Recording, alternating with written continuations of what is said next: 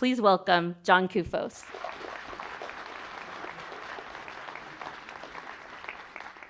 Thank you all so much for being here. Director Jeffries, Dawn Renee, thank you for the opportunity to speak. And this is really inspirational. I have the pleasure of doing this work around the country, and Nebraska continually comes up as an innovator in the space, continually for good reasons. I mean, look at this room, right? This is filled with people. You have community partners here, businesses here, national partners like our friend Dr. Jarrett from the Council of State Governments. And when you bring integrated government together like this, you're going to have good outcomes. So big thank you to the Commissioner of Labor, Mr. Albin. I mean, the presence of labor is often missing from this conversation. It's often missing from the conversation. And the fact that it's integrated with Veterans Affairs and other agencies, again, this is a national model that people should follow. And I think that, you know, when you're witnessing innovation, and Dawn Renee said I didn't hesitate, and that's right. I mean, I've been following the action in Nebraska for some time. Great work going on here, great candidate development, and a Department of Corrections that is really serving as a job development engine for the state, which is why, no surprise, they're part of Reentry2030, right? And as corrections here continues to distinguish itself as an innovator, we need people, we recognize around the country that we need people with records to succeed, right? That's obvious. We have to have them succeed. It's a public safety question, it's an economic development question, and as Mr. Albin pointed out earlier, in Nebraska, it's an even bigger issue because your economy is doing quite well. In other states, maybe not so well. So I want to tell you that, you know, you have a unique opportunity and a unique problem given your economy. But by bringing people, leaders together like we see in this room, you know, you're really turning corrections into connections, right? And I think that is what is sorely missing in the movement.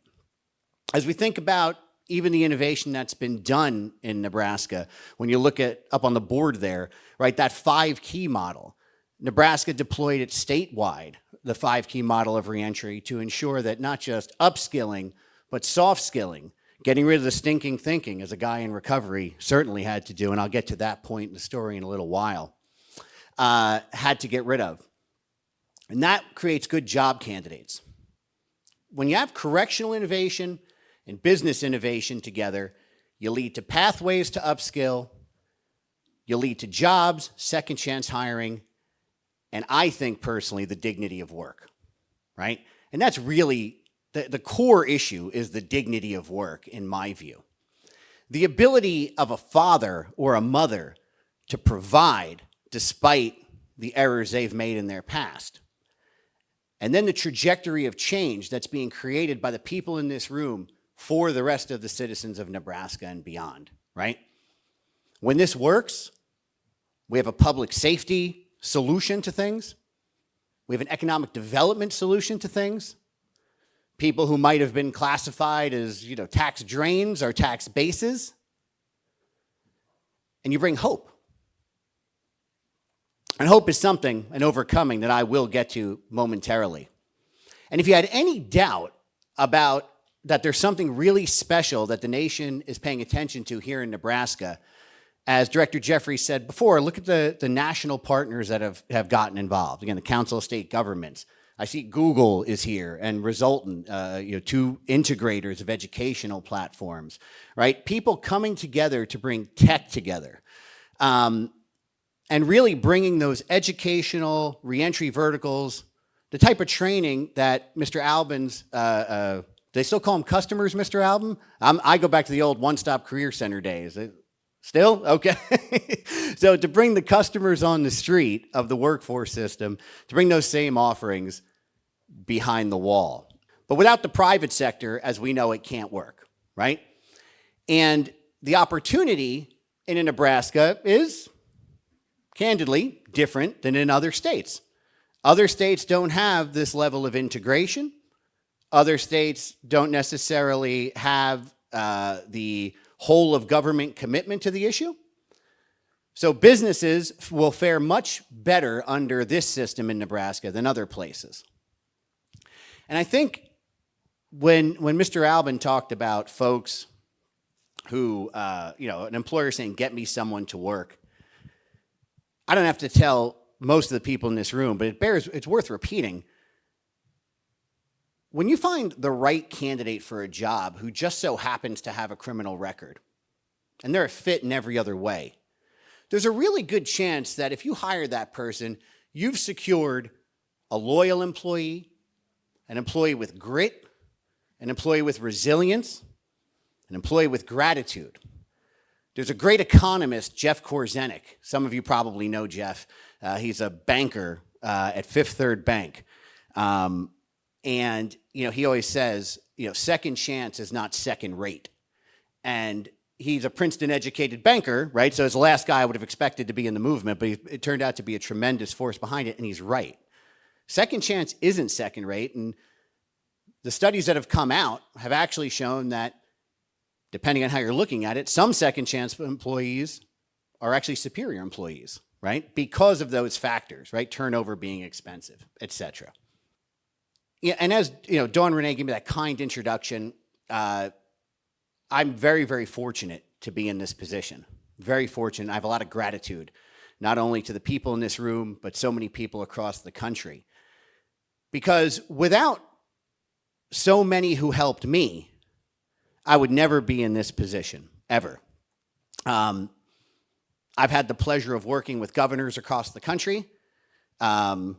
I've managed to keep some friends, even though I've been on stage with President Obama, President Trump, and Vice President Harris, right? And somehow, I still get invited to Thanksgiving dinner at my in-laws' house, only by a thread, but it happens. And I've been blessed to be in a position to work with influencers, policymakers, et cetera. But that, to me, that's God at work. And it was God, the business community, and people who helped me overcome the worst moments in my life, and more importantly, the worst moments I caused in others' life.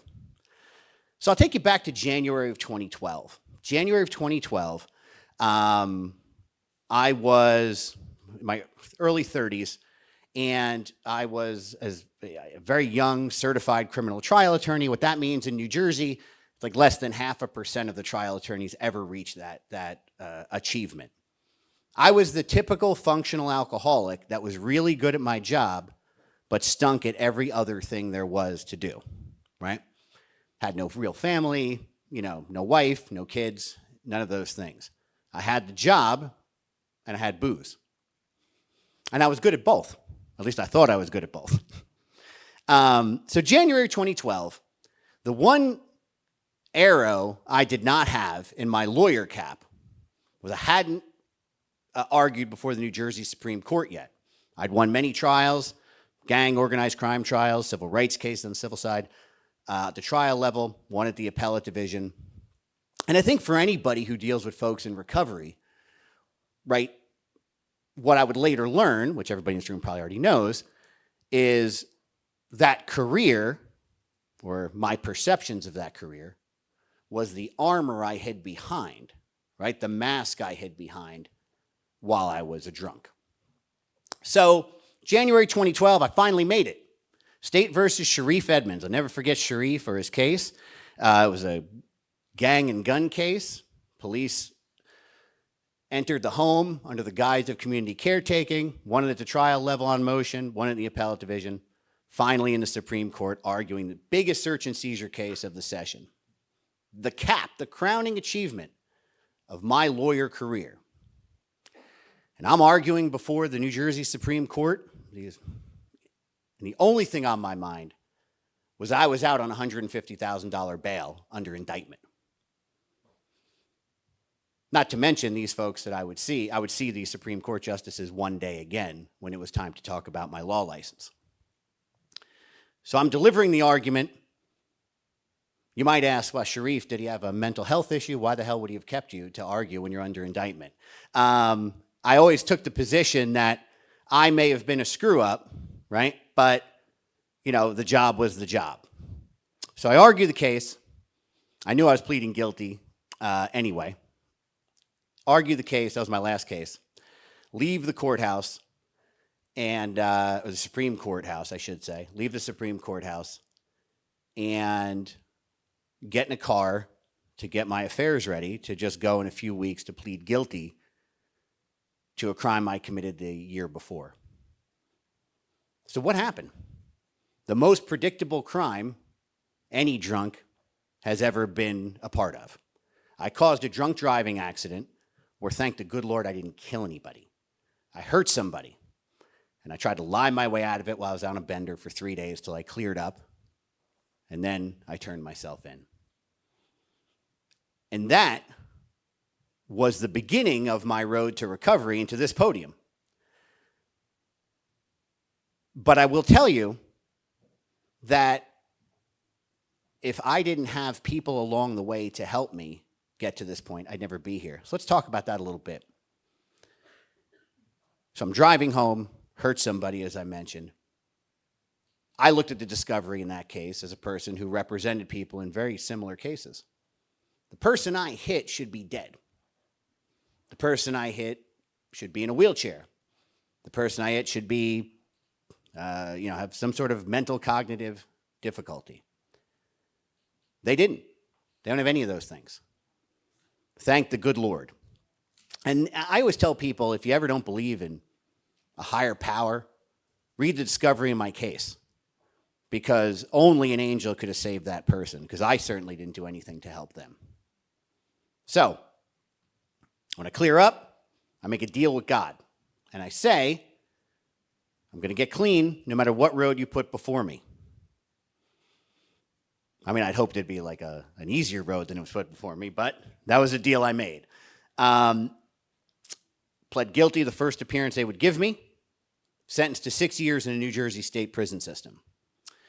So I became, this person who helped people stay out, and all of a sudden, I was an inmate. And that experience gave me a perspective that Fordham law never could have. And I mean that because a lot of criminal defense lawyers, occasionally they have egos. You might know that from time to time if you've ever met one. They talk a little bit of trash, especially if they're from New Jersey. That's part of our natural dialect. But, you don't know as a defense lawyer what that is until that door closes in front of you. And I was very, very lucky in prison in many, many ways. Well, first of all, I wasn't lucky in the fact that you never want to be a high-profile inmate in prison, right? So here's like John the gang lawyer walking down the unit, right? So, but I was really lucky. I saw and met some great correctional officers. They offered me protective custody. I waved right out. I wasn't going to do that. I met some great corrections officers who cared about recovery. As an officer, I never forget him, was Fred Shalleck, right? Did everything he could to make the people on those units better. I think people expected when I got out of prison, I'd come out with a bunch of complaints railing against the prison system. No, I put myself there, and the only thing I got to complain about, and I tell Vicky Q in this, and the food, you know what I mean, the food. Although I guess now I could use a little of the prison food, drop a few. But I tell you, the experience allowed me to see the issues that plague our community in a different way. And one thing really got me in prison is that nobody asked me for money, which was actually really good because I was going bankrupt at the time. But still, for prison, I had a few bucks, right? Nobody asked me for money. Nearly everybody asked me for a job. Everybody asked me, another inmate, for a job. And when you lock with somebody in a cell, if you develop a relationship with them, oftentimes you're going to learn what motivates them or what's holding them back mentally. The common thread, the common refrain, John, I want to take care of my kids. I don't want to have problems with my son or daughter's mother. I want to be able to stay out of prison. No one is ever going to hire me. Can you help? I had no idea. I had, 5 years and 11 months on my sentence by the time, someone first had that conversation with me. But I never forgot it. And I watched something go on in prison, and this isn't a prison thing. This is it was much worse in the day, a system thing of fines and fees. And the Council of State Government's, of course, been a leader on fines and fees policy around the country. So I would watch guys on my unit go out to parole or a halfway house, have like an $80, $90 ticket, open container in Newark or something, and get sent right back. We used to call it a C4 return. They say, I got blown up on a C4 return. And no, C4 must be the prison code for the return, or the parole code for the return. And I'm watching this happen. How could this be? This is like the simplest thing. But the court system is sometimes disjointed with the prison system and the receiving and discharge systems. And it results in a criminalization of poverty. And beyond that, whatever your social stance on it, it's just really foolish to suspend someone's driver's license and send them back to prison for a fine they could pay if they could get a job anyway, right? Luckily, New Jersey and states around the country since 2012 have made, great strides in the area. So in my head, I filed that in the back of my head, right? I didn't know when I'd get out or what I'd do. And then something happened to me. It's actually a funny story, to be honest. Well, it's like ironic. So here I am. My house in New Jersey at the time, when I bought the house, it had rocks. And the reason I had rocks is because as an alcoholic, I knew I wasn't getting up to mow the lawn ever, right, on Saturdays. So I picked a house with rocks. And the house ended up getting foreclosed and taken, obviously, when I got jammed up. But in between that period, when I was in prison, I guess weeds started going through the rocks. You still have to pull the weeds from time to time. Somebody wrote a ticket to the house, the code enforcement officer. I was busy being in prison, so I obviously didn't appear in court, right? I didn't want to walk off the unit. Actually, I didn't know about court.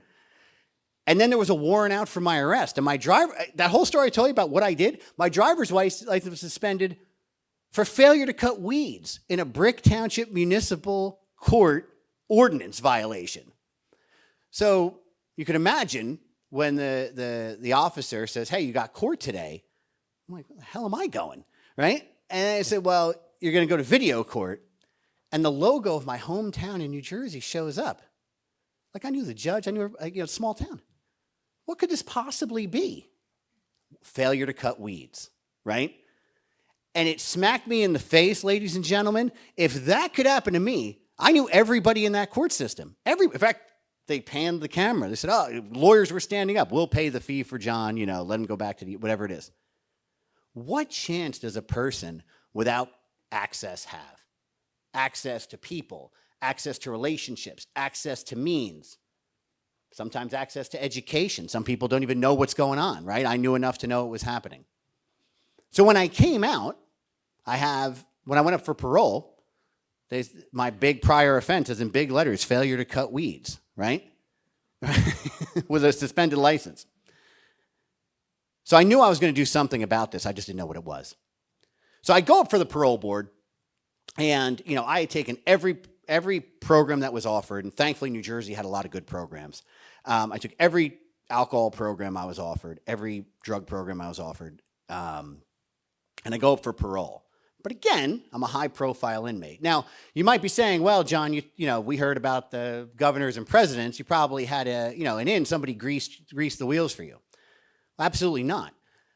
In a story uniquely New Jersey, I didn't know a single politician until I was a felon, right? Which I guess makes sense in Jersey, right? Like the rite of passage in my home state. But more civilized places like Nebraska, people would be horrified by that.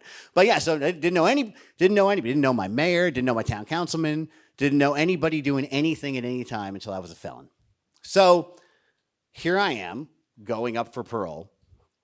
Prosecutor objects to parole, so they send a letter. And I figure I'm just getting hit, right? So I'm 16 months into the sentence. I figure I'm getting hit, denied parole. And I had watched parole hearings in New Jersey, because lawyers don't get to go to parole hearings. I don't know how it is in Nebraska, but in New Jersey, you can't. But my job in prison was a janitor, and I knew parole hearings were on Tuesday, so I'd ensure I mopped the floor outside the parole room on Tuesdays so I could see what the hell was going on, right? I get some intel on what happens in this court. Parole hearings were like 10 minutes, 5 minutes, etc., right? Usually parole board knows if you're getting out or not early. Mine was an hour and a half, right? They asked me things, I mean, and it was one of those moments where I just gave it to God. I sounded to be really honest. One, it's funny now, they asked me the question, they said, how many times in your life have you driven drunk? Shit, pardon me, I've been an alcoholic for 20 years, right? And I've been driving for like 18 of those years. So I'm like calculating in my head, and it's interesting, my mind went back to my lawyer training. So I start out with, like trying to be deferential. Well, like the person accused of drug dealing who isn't caught on transaction one, right? Like I'm trying to like lawyer my way out of it. And I'm like, this violates the deal you made with God. You're just going to be straight and honest. So I said, let me think about it. It's like 1800? And it was a video parole hearing, by the way.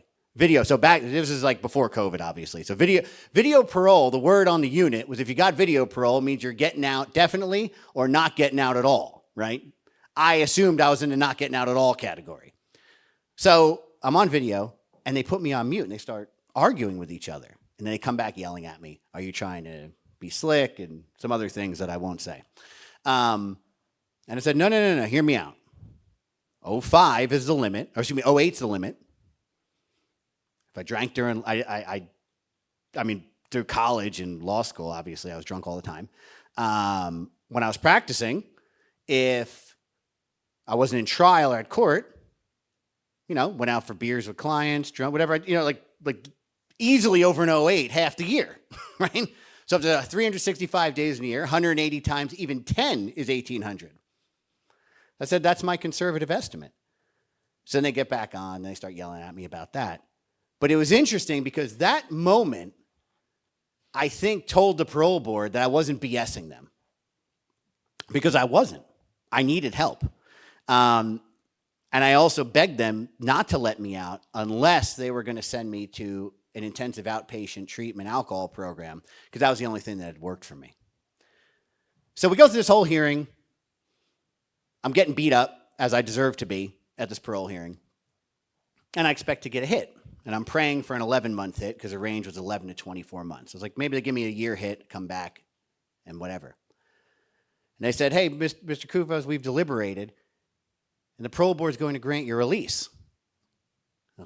And I was like, oh, my God, thank you so much. I'm like hugging the screen, you know what I mean? It was one of the least manly moments, but they cut the camera for that part. No, I'm kidding. One of the least manly moments of my life. But I'm hugging the camera, and they said, sit back and listen to your conditions. Like, I don't care, whatever they are. So 42 days later, because New Jersey, it's not like the movies where you get parole and you walk out the gate to a friend. They have to do a parole plan. 42 days later, I walked out, but I had no home. So I almost didn't walk out. Remember that house with the weeds? Foreclosed on. A law school roommate in Hoboken, New Jersey. Does anybody know Hoboken, New Jersey is? Anybody? Right? So you know it ain't a place where a drunk goes to get sober. Am I right? Right? So whatever party in the town you got in Nebraska, Hoboken's like 5,000 times of that. It's a mile square and like 98, 99 bars. But wherever there's a lot of drunks, there's a lot of great recovery. So great recovery community there. But I also got out because a businessman believed in me. John Caiola, God rest his soul, he had a 100-year-old business. And John Caiola, I knew his daughter. He was a man who was very open about his own recovery. Did not agree with what I did. I didn't agree with what I did. Took me in, gave me a job. He believed in me so I could overcome. A business leader. Without John Caiola, and I wish he was here to see what I became. He passed away. Without John Caiola, I don't stand here.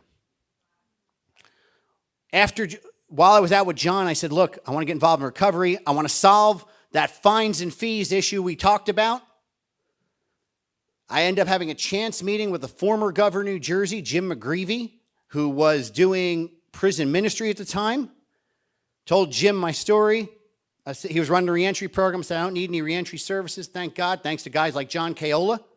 I have a job, I have a sober network, etc. I want to stop this criminalization of poverty. I'm going to get all my old drinking buddies together, my old lawyer friend. Now I don't drink, so we have nothing to do together. And we're going to go solve the fines and fees issue by assigning people out who, when they're released from prison, a free lawyer to clear that up. So that's, thank you. Well, thank you. That's what we did. McGreevy and I became great friends. In fact, he ended up introducing my wife. So he's not only a very nice governor, great reentry expert, but a hell of a wingman. I got to tell you that. Because somehow he got my wife's father to embrace me. That tells you a politician, man. Those guys can talk, right? But great man. But because of John Kayola, because of Governor McGreevy, and then because of Governor Christie, I was able to overcome. Because leaders and people in authority believed in me and gave me a chance. McGreevy and I would go on to build the New Jersey Reentry Corporation out of that just fines and fees thing we talked about. It became New Jersey's largest reentry program. Along the way, I would meet the rest of the governors. President Obama would come to our program. We helped thousands of people get jobs. And along the way, I hoped that I had earned my redemption. November of 17, 2 more business leaders believed in me, as I hope the business community here will believe in the people coming out of the Nebraska Department of Correctional Services. From Koch Industries, not Coca-Cola, Koch Industries. Koch Industries in Kansas, big supporters of second chance hiring and criminal justice. The 2 top lawyers, I didn't know them from anybody. We had been at a conference together. They said, John, will you come down to D.C. and lead something for us, a reentry policy project based on that same 5-key model with Dr. Carrie Pettus? I said no, actually, initially. I said no. I said, I got a nice life in Jersey. I got a girlfriend I'm going to propose to soon. And, you know, I'm going to, actually, excuse me, I had just proposed to her. I'm sorry, a fiance I'm going to marry. I'm good in Jersey. Got my sober network. Everything's good. They said, think about it. I prayed on it. And I said, if I can help people outside New Jersey, how could I not? How could I not honor my victim? Because the interventions that happen today, the education, the reentry, the 5-key, all these things, the partnerships with labor, they prevent tomorrow's victims better than anything else in this world could. Anything. So the best way to prevent tomorrow's victims are rehabilitated people. So I came down, prayed on it, came down. I ended up, Koch asked me to work with a group called Right on Crime. That work got me into the Trump administration, where we did the First Step Act, we did a lot of second chance hiring events, etc. Because again, people believed in me. And that is all of our responsibility in this movement. If you're a service provider doing fantastic work, you're building great candidates. You're building great candidates. If you're the Department of Corrections, putting education and upskilling in there, you're building great candidates. When you put 5-key in there, you're giving people soft skills, the things they need to enter the world, to think about their future. Mentorships. When you're taking care of our heroes with the veterans over there, right? Those people who served. And when the Department of Labor gets involved and says, if you don't like anything you just heard, we'll pay you if you take these people. Right? You know we're on to something special. Again, correctional and business leaders gave me the opportunity. And it's all of our jobs to give that back. Today, by the way, I'm married, thank the Lord, for also a woman in the justice movement. She also works in tech, and just a great, great woman, a PhD. She must have been mad at her dad when she decided to go out with me, right? Or maybe she's legally blind or a little of both, but whatever it is, she's here. And I have 2 beautiful daughters, a 5-year-old and a 2-year-old, Vienna and Kalina. And for those, and I think I'm preaching to a lot of the choir here, but just as you think, for those of you who aren't in the choir, look, it isn't easy to get up on stage and talk about the worst things I've done, right? And I've never forgotten about the person I've hurt or what their family must have been going through, not knowing if their loved one was going to live or die because I decided to drive drunk the 1801th time, or 1801st time, excuse me. I'll tell you as we're wrapping up, this is common with people who have been through the system. There's like this misnomer that we commit crimes and don't care. When Vienna was born at George Washington University Hospital, my first daughter, it was the most joyous moment of my life. I held her in my arms. That lasted for 15 seconds in my head. And I thought about the father of the person I had hit. One time held his son in some hospital in the same exact way. And I was overcome with grief. I lied at the time, told my wife they were tears of joy. It happened again in 22 when Kalina was born. Same hospital, different room. They downgraded my room, by the way. We had a nice room the first time. I think they saw me with Trump. Now they gave me a lousy room in D.C. But either way, same thing. Humor is the only way I deal with it. As we close, I want you to remember that all of you are part of something very, very special. And what you're doing is not just shaping Nebraska, but shaping the nation. People are looking for good national models of integrated government, of talented service providers, and the ability to go from handcuffs to a job site. And you're part of something huge. This is the community development issue of our time. This is the economic development issue of our time. This is the public safety issue of our time. And in many ways, this is the civil rights issue of our time. And thanks to all of you, it's all of our time. God bless you and thank you, everyone in Nebraska.